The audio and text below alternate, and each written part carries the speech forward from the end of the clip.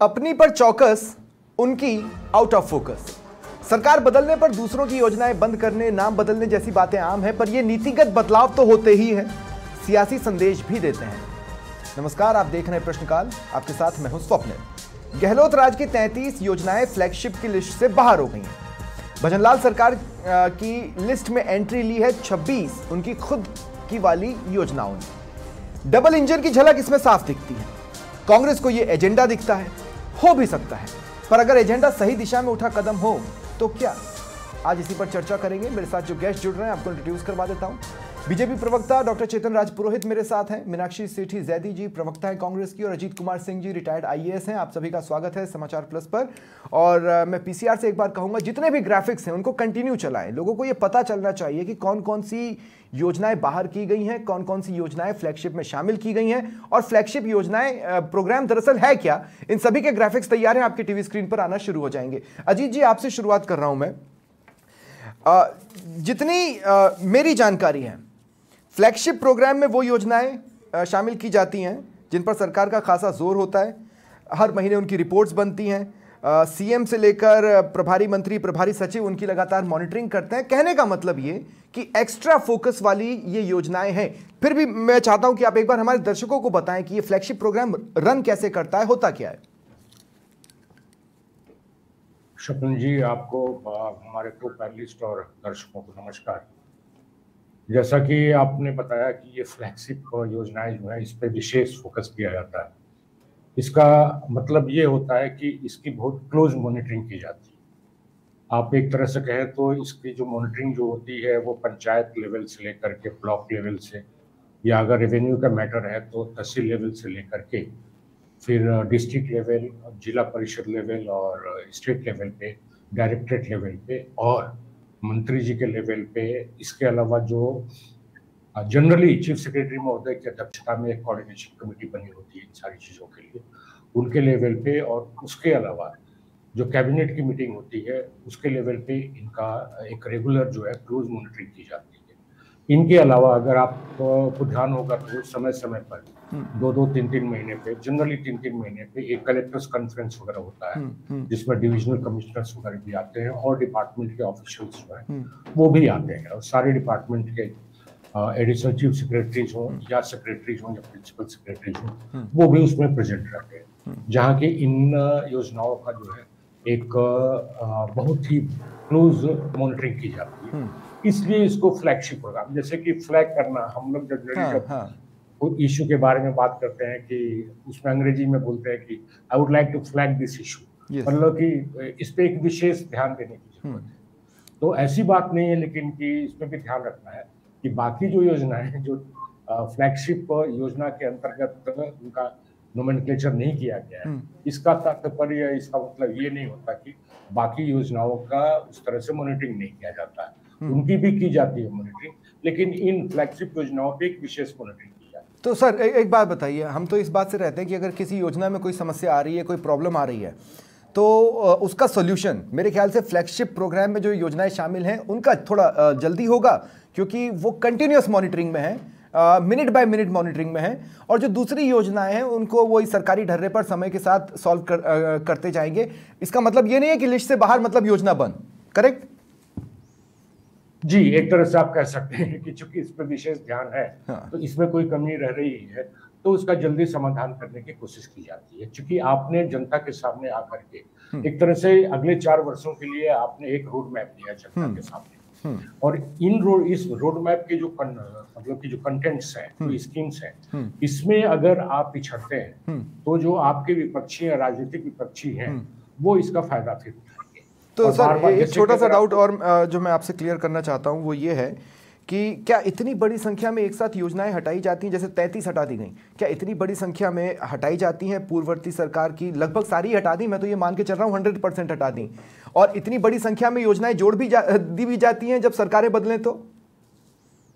जी नहीं स्वप्निल जी, एक अंग्रेजी में जो कहावत है कि old wine in new bottle, तो अगर आप देखेंगे तो शायद ही कोई मतलब कि योजना जो है आम जनता से ली हुई कोई योजना, विशेष करके जो सोशल सेक्टर्स की योजनाएं हैं, शायद ही किसी योजना को हटाया गया है। उनको फ्लैगशिप योजना से तो जरूर हटा दिया गया है, लेकिन सरकार की योजना वो नहीं रहेगी ऐसी बात नहीं। ठीक है, आप उठा करके देखें, एक पूरी जो लिस्ट दी हुई है, मैं चल रही है ग्राफिक्स में। मेरे को एक या दो के बारे में जरूर थोड़ा सा कंफ्यूजन है। जैसे कि एक जो विदेशों में पढ़ने के लिए स्कॉलरशिप वाली योजना है, आई एम नॉट श्योर कि उसको किसी नई योजना में उसको डाला गया है। नहीं, उसको बाहर कर दिया गया है। Rajiv Gandhi scholarship for academic excellence योजना 2021, उसे फ्लैगशिप से हटा दिया गया है।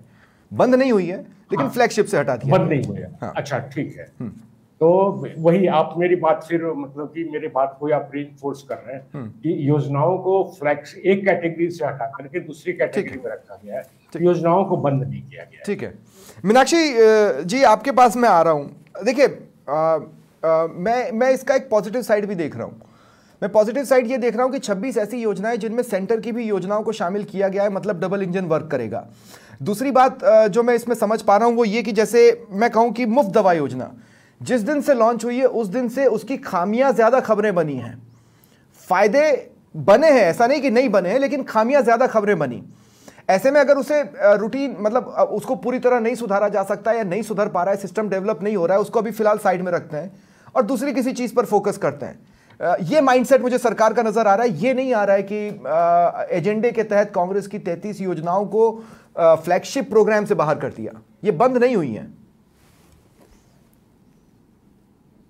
देखिए, बिल्कुल आप ये सही कह रहे हैं कि ये बंद नहीं हुई है, लेकिन फ्लैगशिप योजनाओं मतलब जैसा अभी मेरे पूर्ववर्ती वक्ता सर ने भी बताया कि वो एक ऐसी योजनाएं होती है जो सरकार की प्रायोरिटी पे रहती है, तो उनकी क्लोज मॉनिटरिंग होती है। क्लोज मॉनिटरिंग जब किसी भी योजना की होगी और उसका सीएमओ के द्वारा उसका निरंतर रूप से मूल्यांकन किया जाएगा, तो उसका जो रिजल्ट है वो आने निश्चित रूप से तय है। और इसमें जो योजनाएं हटाई गई हैं, तो मैं उसमें आपका ध्यान लेके आना चाहूंगी कि इसमें सामाजिक सुरक्षा से जुड़ी हुई बहुत सारी योजनाएं हटा दी। जैसे वृद्धावस्था पेंशन योजना को हटा दिया, एकल नारी पेंशन योजना को हटा दिया, मुफ्त दवा योजना को हटा दिया, मुफ्त जांच योजना को हटा दिया, चिरंजीवी बीमा योजना को हटा दिया, देवनारायण स्कूटी योजना को हटा दिया, काली भाई भील योजना को हटा दिया। तो ये सारी योजनाएं वो हैं जो कि हमारे समाज के वंचित वर्ग से जुड़ी हुई थी। वंचित वर्ग को हम बराबरी में लाने के लिए ये योजनाएं चलाई गई है। अगर इनका रेगुलर मॉनिटरिंग नहीं होगी, आप देखिए कि आज भी बहुत सारे लोगों को नहीं मैम, इनकी रूटीन मॉनिटरिंग होगी, रेगुलर मॉनिटरिंग, चलिए रूटीन मॉनिटरिंग तो होगी। मैं आपसे ये कह रहा हूं कि मान लीजिए इन 33 योजनाओं को, इन 33 योजनाओं को भजनलाल सरकार फ्लैगशिप में ही रखती, तो फिर वो अपना काम कब कर पाती? मतलब उन्हें भी एक मौका मिलना चाहिए ना। कम से कम उन्होंने ये कर लिया है कि अब हमने इनको फ्लैगशिप में डाला है, अब आप हमें हमारा रिपोर्ट कार्ड बनाना। उन्होंने भी अपने आप को कॉर्नर किया इन 26 को डाल के। नहीं, देखिए, किसी भी सरकार के पास बहुत संसाधन है, बहुत सारा सरकारी अमला लगा रहता है, बहुत सारे विभाग हैं, हर विभाग के पास 5-5, 6-6 फ्लैगशिप योजनाएं रहती हैं, और ज्यादातर जो रहती हैं वो जो सामाजिक सुरक्षा का हमारा डिपार्टमेंट है उनके पास रहती हैं। तो अगर उनको अपनी योजनाओं को भी लेकर आना था तो लेकर आते था। उन योजनाओं को फ्लैगशिप योजना बनाने से उनको कौन रोक रहा था? लेकिन सारी की सारी पुरानी सरकार की टोटल 33 स्कीम्स को फ्लैगशिप स्कीम से बाहर करना ये दर्शाता है कि ये सिर्फ राजनीति प्रेरित नहीं, लेकिन दो सेकंड मीनाक्षी जी, जैसे खाद्य सुरक्षा योजना से नए परिवारों को जोड़ना, अगर इसे फ्लैगशिप में डाला गया है तो क्या गलत है? आप भी तो खाद्य सुरक्षा योजना की मांग करते ही रहते हैं। कुसुम योजना, लाडो प्रोत्साहन योजना, कृषि सिंचाई योजना, स्कीम्स को बढ़ाते हैं। मैं यही तो कह रही हूँ, अमला लिमिटेड है, कितना बढ़ा देते हैं? नई स्कीम्स को भी ऐड करते हैं। नहीं, लेकिन अमला तो लिमिटेड ही है ना। मैंने ये कहा कि नहीं, संसाधन लिमिटेड नहीं है। देखो, सरकार चाहे तो मॉनिटरिंग वो वैसे भी करवाएगी। मुफ्त दवा योजना को सुधार देते, आप भी तो नहीं सुधार पाए ना। कितनी प्रॉब्लम्स आई, लोग मुफ्त दवा की जगह बाहर के पर्चे कटवा के बाहर से खरीदते रह गए। देखिए, कोई योजना आती है तो उसमें कुछ खामियां भी होती हैं, लेकिन ऐसा नहीं है। मुफ्त योजना जो दवा योजना है या मुफ्त दवा जो जांच की योजना है या चिरंजीवी बीमा योजना है, उससे गरीब आदमी को बहुत ज्यादा रिलीफ मिला है। ऐसा नहीं है, आप आंकड़े उठा के देख लीजिए। ठीक है। मैं चेतन भाई, मैं अब बीजेपी से कुछ जवाब लेना चाहता हूं। 33 की 33 योजनाएं, मतलब थोड़ा सा एक्सप्लेन कीजिए। मतलब मुझे याद नहीं पड़ता कि जब ये राज्य सरकार, गहलोत सरकार 5-5 साल में अपना पवेलियन एंड बदल रही थी, उस टाइम पे भी इतनी बड़ी संख्या में तो इन्फिल्ट्रेशन नहीं होता था सर। 33 मतलब ये तो सर्जिकल स्ट्राइक है। क्या है ये? स्वप्निल जी, मैं बताना चाहता हूँ, कोई भी सरकार जब योजना लॉन्च करती है और फ्लैगशिप में लेती है या फ्लैगशिप में नहीं लेती, सबसे पहला काम करती है बजटरी प्रावधान। दूसरा काम ये करती है सामाजिक संरचना में किन किन वर्गों को उस योजना का अधिकतम लाभ मिले। भजनलाल जी के नेतृत्व में जो सरकार बनी, हमने दो चीज़ों का विशेष रूप से ध्यान रखा है। एक तो केंद्र सरकार की योजना है और एक राज्य सरकार की योजना है। इन दोनों का मेल करके हमने, चाहे युवा हो, चाहे महिला हो, चाहे किसान हो, चाहे व्यापारी हो, चाहे गरीब हो, चाहे बिजली हो, चाहे पानी हो, चाहे चिकित्सा हो, चाहे ग्रामीण विकास हो, इन सब बातों का समावेश करके, जैसे मैं एक एग्जांपल बताता हूँ, प्रधानमंत्री कृषि सिंचाई योजना, प्रधानमंत्री आयुष्मान भारत, मैं लिस्ट पूरी चला रहा हूं, देखिए आप स्क्रीन पर, लेकिन मैं ये नाम नहीं पढ़ना चाहता। पूर्ववर्ती सरकार ने जब भी काम किए हैं, आपने देखा भी होगा, चुनाव से 3-4 महीने पहले जिस प्रकार से काम पूर्ववर्ती सरकार ने किए थे, कहीं भी बजटरी प्रावधान नहीं किया। जब बजटरी प्रावधान नहीं किया, तब आप उस योजना को आगे कैसे बढ़ाएंगे? पहली बात। दूसरी बात, मैं थोड़ा सा सहमत नहीं हूं, भारतीय जनता पार्टी थोड़ा सा सहमत नहीं हूं। हाँ, जैसे आपने शुद्ध के लिए युद्ध को बाहर किया, अब शुद्ध के लिए युद्ध सर, ये तो सेहत से ही जुड़ता है। पहली बात तो एक, उसके लिए कौन सा बजटरी प्रावधान होता था? पहली बात तो हमने किसी भी योजना को बंद नहीं किया है। जैसा कि हमारे पूर्व, आपकी प्राथमिकता में नहीं है शुद्ध के लिए युद्ध? नहीं, प्राथमिकता हमेशा रहती है। पूर्व के वक्ता जैसे अब ये बता रहे थे कि योजनाएं क्रियान्वित करने के लिए मॉनिटरिंग सिस्टम में बदलाव आया है। फ्लैगशिप योजना की माननीय मुख्यमंत्री जी के नेतृत्व में लगातार मॉनिटरिंग होती है, 3-3 महीने से मीटिंग होती है, क्योंकि सरकार की योजना महत्वपूर्ण योजना है, सरकार ये मानती है। देखिए, फ्लैगशिप योजनाओं में क्या होता है, ऑन वॉर फुटिंग समीक्षाएं होती हैं, है ना। मैं ये कह रहा हूं, शुद्ध के लिए युद्ध की ऑन वॉर फुटिंग समीक्षा नहीं होगी, रेगुलर समीक्षा होगी। अच्छा, दूसरा, जैसे महात्मा गांधी अंग्रेजी मीडियम स्कूल, चलिए समझ में आता है, वो तो समझ में आता है, वो आप दोनों के बीच का झगड़ा है, मैं उसमें नहीं पढ़ रहा।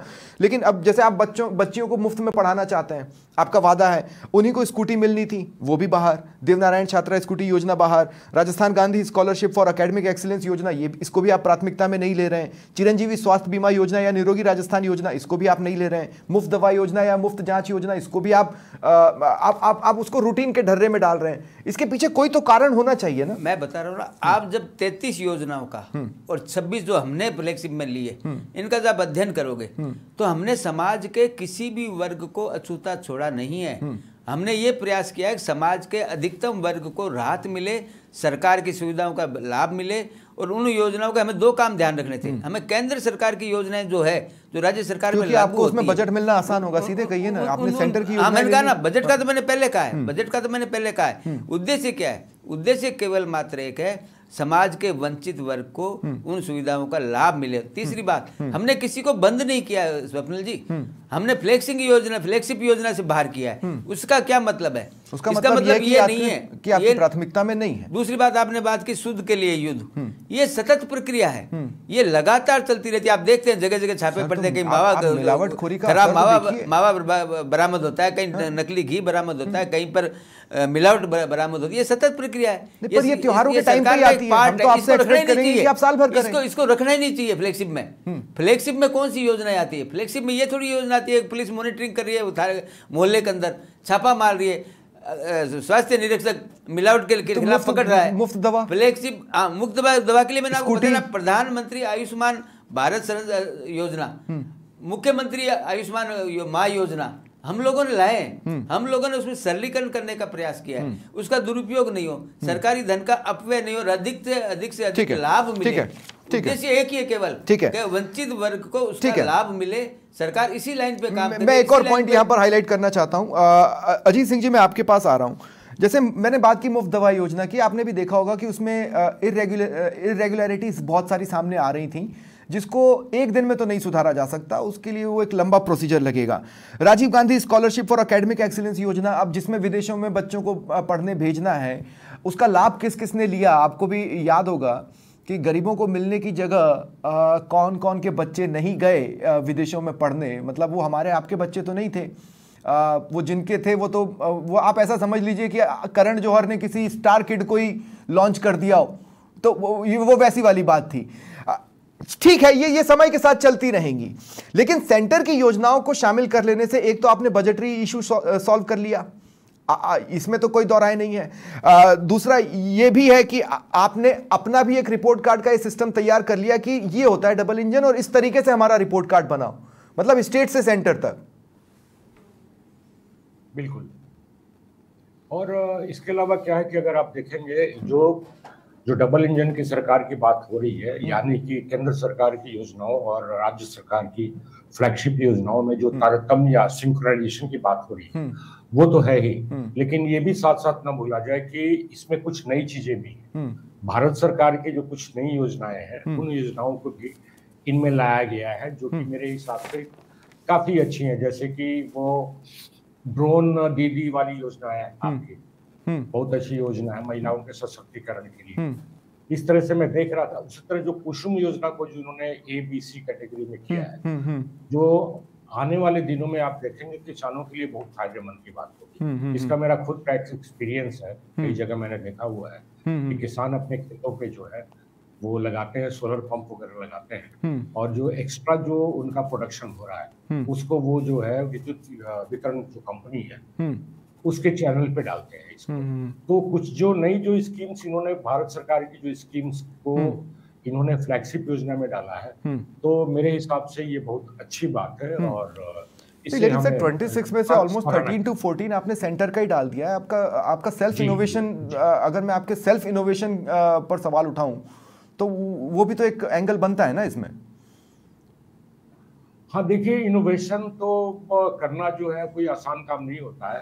पहले तो जो योजनाएं हैं उन्हीं को ठीक से इम्प्लीमेंट कर दिया जाए, और वही एक बहुत अच्छी जो है उपलब्धि होती है। जिन योजनाओं, कोई भी सरकार हो, देखिए उसमें जो आप इनोवेशन वाली जो बात करते हैं, मेरे हिसाब से लगता कि 1, 2 या 3 मतलब से ज्यादा कोई सरकार जो है इनोवेशन करती है। जनरली वही होता है कि जो मैंने कही थी बात अभी कि old wine in the new bottle. हाँ, कभी कभी जरूर होता है, लेकिन आप हमें बताइए कि मुझे तो याद नहीं है कि पिछले करीब 10 सालों में स्टेट गवर्नमेंट्स के लेवल पे, चाहे आप दिल्ली का देखें, केजरीवाल जी बहुत अपने आप को रोज एडवर्टीजमेंट निकाल के ये योजना वगैरह वगैरह की बात, अल्टीमेटली वो किसकी बात करते थे कि फ्री में हमने बिजली दे दी, फ्री में हमने महिलाओं को ये कर दिया, फ्री में हमने ये कर दिया।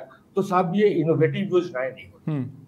इनोवेटिव योजना ये होती है कि एक पर्टिकुलर बहुत बड़ा कोई गैप रहा हो योजनाओं के बीच में, जिससे कि आम आदमी जिसको कि सामाजिक सुरक्षा चाहिए विशेष करके, जिसमें कि हेल्थ है, आपका एजुकेशन है, ये 2-3 मुख्य चीजें हैं। अगर आप कवर कर रहे हैं तो वर्टी एलिविएशन, गरीबी हटाने की जो बात हो रही है, किसानों की जो बात होती है, ये जो गरीब तबके के लोग हैं, ये सेक्शंस के लोग जो है, इनको कैटर करते हुए, और समाज के जो सामाजिक सुरक्षा वाले सेक्टर से वृद्धा योजना वगैरह की बात हुई, तो इनमें मुझे भी लगता कि पिछले 10-15 सालों में किसी भी सरकार ने मतलब कि मुझे तो याद नहीं आ रहा है कोई एक इनोवेशन किया है। ठीक है। मैं मीनाक्षी जी आपसे ये पूछना चाहता हूँ, आप देखिए महात्मा गांधी अंग्रेजी मीडियम स्कूल हो, या 1 रुपए किलो गेहूं वाली स्कीम हो, या मुफ्त दवा योजना वाली स्कीम हो, इन सब में आपको दोबारा चुनाव जिताने का मादा था, नहीं जीत पाए इसलिए क्योंकि इनमें खामियां थी। इन्हीं योजनाओं के बेसिस पर तो आपका रिपोर्ट कार्ड बना। इसका मतलब यह है कि इन योजनाओं के इम्प्लीमेंटेशन का जो चेन डेवलप होना चाहिए था वो उस रूप में डेवलप ही नहीं हुआ, तो उसको रख के फायदा क्या है? ऑलरेडी जो चीजें मोशन में है, क्यों ना उसी को आगे बढ़ाया जाए। ये शायद सरकार का पॉइंट ऑफ व्यू हो सकता है, आई डोंट नो, बट आपके हिसाब से? नहीं, देखिए, इन योजनाओं की वजह से कांग्रेस की सरकार नहीं बन पाई या नहीं, ये कहना तो देखिए बहुत मुश्किल है, क्योंकि इलेक्शन में बहुत सारे और फैक्टर्स भी काम करते हैं। ठीक है। तो इसलिए इस बात का तो कोई इसमें वो नहीं है, लेकिन हाँ ये सिर्फ एक राजनीति का इन्होंने जो रूप दिया है कि अपनी योजनाओं को आगे बढ़ाने के लिए कांग्रेस द्वारा जो लागू की गई योजनाएं थी उनको कहीं पीछे रख दिया है। तो ये उचित तो किसी भी तरह से लग नहीं रहा। मैं तो फिर से दोबारा यही दोहराऊंगी कि इनको अगर अपनी योजनाओं को लेकर आना था तो इन योजनाओं को भी रख लेते और अपनी और योजनाओं को ऐड कर लेते। और जहां तक इनोवेशन की बात है, इनोवेशन जो किसी सरकार के पास होने का पूरा राइट होता है, वो इनोवेशन में ही था जो हम एक चिरंजीवी योजना लेके आए। यहाँ हमने पेंशन स्कीम को बहाल किया। तो ऐसे बहुत सारे इनोवेशन अगर सरकार करना चाहे तो कर सकती है। और जहां तक ये फ्लैगशिप योजनाओं में ये कह रहे थे अभी बीजेपी के मान्यवर प्रवक्ता कि हमने हर वर्ग को साथ लेने की कोशिश की है, तो जो वर्ग स्पेसिफिक या गरीबों से स्पेसिफिक योजनाएं थी उनको तो इसमें से हटा दिया। पेंशन किसको मिल रही थी? काली भाई भील योजना में नहीं, पर आवाज किनको मिलेगा मैम? आवाज किनको मिलेगा? आपको, हमको तो नहीं मिलेगा। या सम्मान निधि योजना आपकी और हमको तो नहीं मिलनी है। खाद्य सुरक्षा योजना आपको और मुझे तो नहीं मिलनी है। बिल्कुल। देखिए स्वप्निल जी, ये योजनाएं जो आई है फ्लैगशिप में उनका लाभ भी गरीबों को ही मिलेगा, लेकिन जो एक स्पेसिफिक गरीबों के लिए सामाजिक कल्याण की योजनाएं थी उनको फ्लैगशिप योजनाओं से बाहर करके एक बार फिर वर्तमान सरकार ने दिखा दिया कि वो गरीबों की मसैया बिल्कुल नहीं है। वो सिर्फ अंबानी अडानी की सरकार है, वो गरीबों के बारे में बिल्कुल भी नहीं सोचती है। ठीक है, ये बिल्कुल इन्होंने फिर से वैसे आप लोग अंबानी अडानी के बारे में नहीं सोचते थे ना? आईफा पे तो ये ठीक है, वो जुदा मसला हो जाएगा। लेकिन ठीक है, ठीक है मीनाक्षी जी, अब मैं आपको रोक रहा हूं। चेतन भाई, मैं आपके पास आ रहा हूं। कांग्रेस के एक पॉइंट से मैं पूरी तरह सहमत हूं, हालांकि जर्नलिस्ट होने के नाते मुझे नहीं होना चाहिए, लेकिन फिर भी मैं एक पॉइंट से तो पूरी तरह सहमत हूं, वो ये कि डायरेक्ट बेनिफिट वाली बहुत सी चीजें फ्लैगशिप से बाहर हो गई। उन्होंने जैसे ये कहा, मैंने एक बार फिर से लिस्ट को देखा तो आपने सारे तो विजन वाले स्टेप्स रखे हुए हैं फ्लैगशिप योजनाओं में। जैसे खाद्य सुरक्षा योजना, अभी जब आपकी जनगणना पूरी होगी तो उसका एग्जैक्ट आंकड़ा पता चलेगा, उसके हिसाब से वो अपडेट होगा, है ना। इसके अलावा विश्वकर्मा योजना वो भी होते होगी। स्वच्छ भारत मिशन ये तो लगातार चल ही रहा है, वो भी अभी अपने पूरी मंजिल तक नहीं पहुंचा। मतलब आपने विजनरी वाले स्टेप्स बहुत ज्यादा डाल दिए इसमें। जल जीवन मिशन या नमो ड्रोन दीदी वो भी बनते। और दूसरी शिकायत, दूसरा सवाल जो अजीत कुमार सिंह जी के जवाब से बना वो ये कि जैसे बिजली, अब बिजली में संशोधित वितरण क्षेत्र योजना RDSS है और सोलर दीदी है। सोलर को लेकर राइजिंग राजस्थान में आपने जितने प्रयास किए आज दम तोड़ रहे हैं। लोगों को सोलर के इक्विपमेंट्स ही नहीं मिल पा रहे हैं जो अपना प्लांट लगाना चाहते हैं या चीजें करना चाहते हैं। बिजली हमें यह पता चल रहा है कि यहां बनेगी भी तो भी हमें उसका फायदा नहीं मिलेगा, बल्कि हमारी तो बिजली और महंगी होने वाली है। तो सारे विजनरी स्टेप्स हैं सर, डायरेक्ट बेनिफिट वाला आम लोगों के लिए कोई स्टेप इसमें हो तो बताइए मुझे। हमारी सरकार की सारी योजनाएं ज्ञान के ऊपर आधारित है। ज्ञान मतलब जी मतलब गरीब, युवा, अन्नदाता और नारी। अभी अब हमारे मित्र अजीत सिंह जी बता रहे थे, अब पंडित दीनदयाल उपाध्याय गरीबी मुक्त गांव, क्या खराब योजना है? नहीं, नमो ड्रोन दीदी कब तक होगा? सोलर दीदी कब तक होगा? लखपति दीदी, बैंक सखी सर कब तक होगा? और कृषि सखी और पशु सखी। एक मिनट, हमारी सरकार का एकमात्र काम क्या है? काम है स्वावलंबी बनाना। उसको हमें अपंग नहीं बनाना है मुफ्त का देकर के। हमें वोट की राजनीति नहीं करनी है। हमें उस महिला को गांव के अंदर सशक्त बनाना है, और वो ऐसा सशक्त बनाना है कि वो रोजगार देने के काबिल बने। ड्रोन दीदी क्या है? क्योंकि ड्रोन पायलट प्रोजेक्ट आ रहा है गांवों के अंदर किसानों के लिए। एक सवाल चेतन भाई, उस ड्रोन को चलाने के लिए, मैं एक मिनट, उस ड्रोन को चलाने के लिए महिलाओं को ट्रेनिंग दे रहे हैं। क्यों दे रहे हैं? क्यों? उस महिला जब गांव के अंदर उसके इंसेक्टिसाइड का छिड़काव करेगी, पेस्टिसाइड का स्प्रे करेगी, फर्टिलाइजर का स्प्रे करेगी, वो जो इनकम उसके पास आएगी, उसके अलावा वो आगे और ट्रेनिंग देगी। सबसे बड़ी चीज है, एक महिला 4 महिलाओं को। अब आपको मेरी बात सुनिए, मैं आपसे ये कह रहा हूं, आपने गाना सुना होगा, हम होंगे कामयाब एक दिन। इसमें ये एक दिन है ना, ये विजन है। आप समझ रहे हैं मेरी बात? क्योंकि वो एक दिन कब आएगा अभी किसी को पता नहीं है। विजन ये है कि एक दिन हम कामयाब होंगे। आप समझ, इसमें फ्लैगशिप योजनाओं में मैक्सिमम जो चीजें आपने डाली हैं वो वही वाली हैं कि हम होंगे कामयाब एक दिन। कौन सा दिन किसी को अभी सामने नहीं है।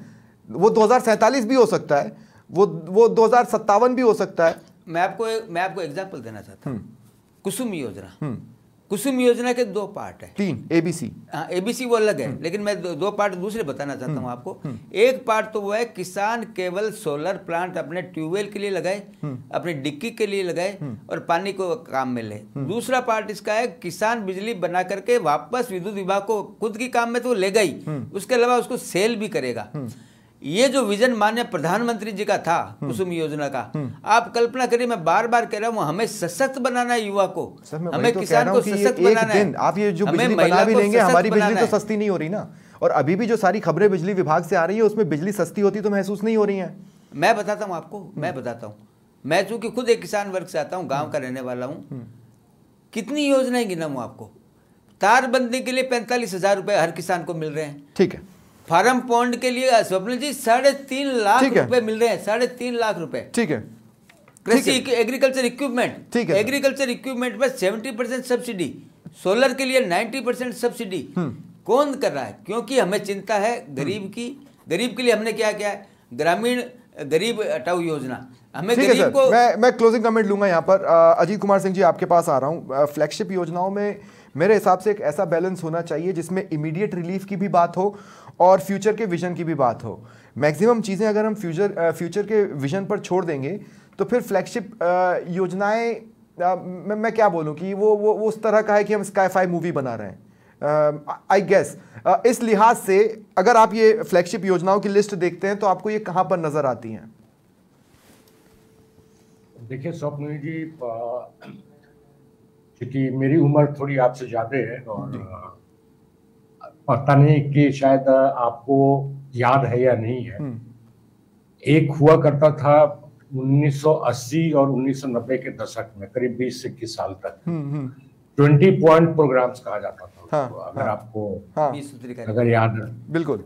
ये 20 पॉइंट प्रोग्राम्स एक तरह से वही फ्लैगशिप जो योजनाएं थी उनको 20 पॉइंट प्रोग्राम्स में डाला गया था, जिसमें कि IRDP हुआ करता था, आपका फैमिली प्लानिंग की बातें होती थी, वगैरह वगैरह होती थी। तो ऐसा नहीं है कि इन योजनाओं को आप सिर्फ देखिए, आज की तात्कालिक जो आवश्यकता है, पहले आप उसको मीट करेंगे, उसको अगर आप अचीव करते हैं तभी तो आप भविष्य के बारे में सोच सकते हैं। तो ये आज के लिए जो है, जो भी इन्होंने आइडेंटिफाई किया है योजनाओं को, मेरे हिसाब से अगर इन्हीं योजनाओं को सही से इनको इम्प्लीमेंट कर दिया जाए तो ये बहुत बड़ी उपलब्धि होगी। उदाहरण के लिए जो अभी हमारे कांग्रेस के प्रवक्ता मैडम बता रही थी, जो इनोवेशन के बारे में बता रही थी कि उन्होंने 2 नाम लिया था, एक चिरंजीवी और दूसरा पेंशन योजना। ये दोनों इनोवेशन की योजनाएं नहीं थी। चिरंजीवी योजना कुछ नहीं थी, आयुष्मान जो भारत है उसमें आपने जो लिमिट थी उसको बढ़ा दी थी। पेंशन की ऑलरेडी कई योजनाएं होती है। और देखिए चिरंजीवी योजना के बारे में मुझे याद है, एक टीवी डिबेट में एक कांग्रेस प्रवक्ता से पूछा गया था इलेक्शन के कुछ दिन पहले, तो किसी के पास कोई डेटा नहीं था कि चिरंजीवी योजना में कितने लाभार्थी हुए हैं। तो सिर्फ योजना बना देना, उनकी कैटेगरी बदल देना कि मतलब कि आप इस योजना में है, फ्लैगशिप योजना में या नहीं है, और अगर ग्रामीण के स्तर पे मतलब कि या मतलब पंचायत के स्तर पर या ब्लॉक स्तर पे, जिले स्तर पे या आम आदमी के स्तर पे अगर आप जो मुख्य जो समस्याएं हैं उनका आप सॉल्यूशन नहीं देते हैं, अच्छा प्रशासन नहीं देते हैं, इसको कि गुड गवर्नेंस बोलते हैं, तो आप भले इसको A कैटेगरी में रखें, B कैटेगरी में रखें, इससे कोई मतलब कि आपको सरकारी फायदा नहीं होने वाला। ठीक है, इन द एंड में यही कहूँगा कि फ्लैगशिप के नाम पर सियासत काम पर, लेकिन आपको भी अपना देखना है। आप इसको इमीडिएट रिलीफ के हिसाब से इस लिस्ट को देखें, सियासत के हिसाब से इस लिस्ट को देखें, या विजन के हिसाब से इस लिस्ट को देखें, ये आपके ऊपर है। फिलहाल इस डिबेट में इतना ही। नमस्कार।